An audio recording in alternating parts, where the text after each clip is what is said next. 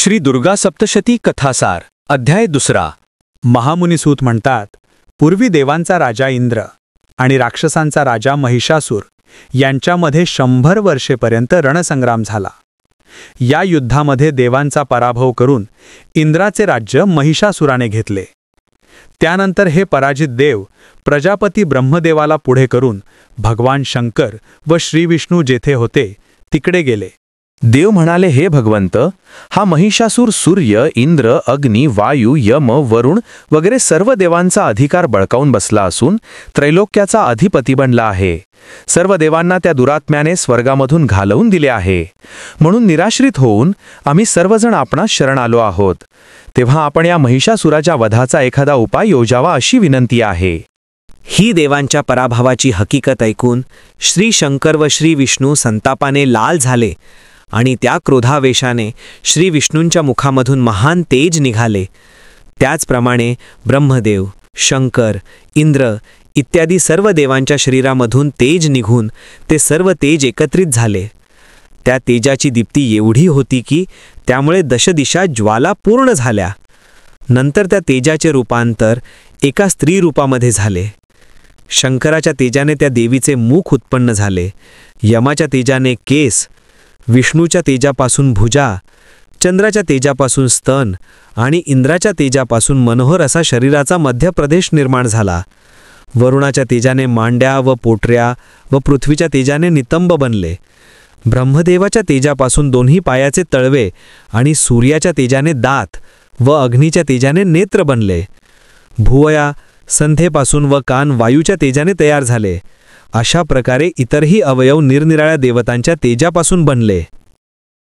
अशा त्या कल्याणमयी देवीला अवलोकन करून देव अत्यंत प्रसन्न झाले. नंतर पिनाक धनुष्यधारी शंकराने आपल्या त्रिशूळापासून एक त्रिशूळ काढून त्या देवीला दिला. श्री विष्णूने आपल्या सुदर्शन चक्रापासून एक चक्र काढून त्या भगवतीला दिले. त्याचप्रमाणे वरुणाने शंख, अग्नीने शक्ती, वायूने धनुष्यबाण, देवराज इंद्राने वज्र, यमाने दंड, वरुणाने पाश, प्रजापतीने स्फटिकांची माळ, ब्रह्मदेवाने कमंडलू दिला.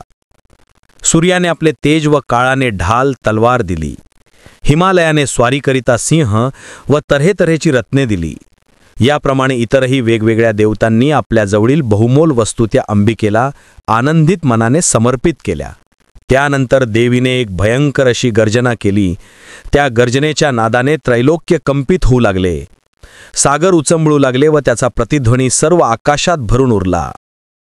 तेव्हा सर्व देवांनी अत्यंत प्रसन्नतेने सिंहवाहिनी भगवती देवीची स्तुती केली की, हे भवानी, तुझा विजय असो. ही हकीकत असुरश्रेष्ठ महिषासुराला समजल्यावर त्याने आपली सेना सज्ज केली व जेथे देवी भगवती होती तेथे तो महिषासूर आला. पाहतो तो ती देवी भगवती आपल्या तेजाने त्रैलोक्याला प्रकाशित करून राहिली होती. तिच्या माथ्यावरील मुकुट जणू आकाशाला छेदन करीत होता. तिच्या हातातील धनुष्याचा वारंवार टणकार ती करीत असल्याने त्या गंभीर घोषाने सप्त पाताळ क्षुब्ध झाले होते. देवीच्या हजारो भुजांनी दशदिशा व्यापून टाकल्या होत्या. यानंतर देवीचे व राक्षसांचे महाभयंकर युद्ध सुरू झाले. महिषासुराचा चाक्षुर नावाचा एक सेनापती होता. तो देवी भगवतीबरोबर युद्ध करू लागला.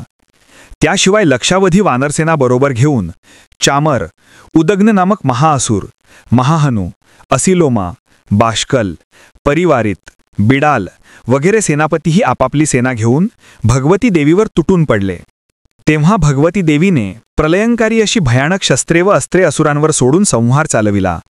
अंबिकेच्या इच्छेनुसार रणभूमीवर हजारो गण निर्माण झाले. ते गण राक्षसेनेबरोबर लढू लागले. देवीने आपल्या त्रिशूळाने, गदेने व तलवारीने कित्येकांना यमसदनाला धाडले. कित्येकांची मुंडकी बाणांनी उडवली. रणभूमीवर रक्तमांसाचा चिखल झाला. शिरविरहित कबंधे चोहोकडे दिसू लागली. रक्ताची एक मोठी नदी वाहू लागली. थोड्याच कालावधीत त्या कालिकेने त्या सर्व दैत्यांचा संहार केला. तेव्हा स्वर्गातून देवांनी अंबिकेवर पुष्पवृष्टी केली. श्री दुर्गा सप्तशती कथासार अध्याय 2 समाप्त. व्हिडिओ आवडल्यास व्हिडिओला लाईक, शेअर, कॉमेंट आणि सबस्क्राईब करा. शेजारील बेल आयकॉनचे बटन प्रेस करा म्हणजे तुम्हाला माझ्या येणाऱ्या नवीन व्हिडिओचे सर्व नोटिफिकेशन मिळेल.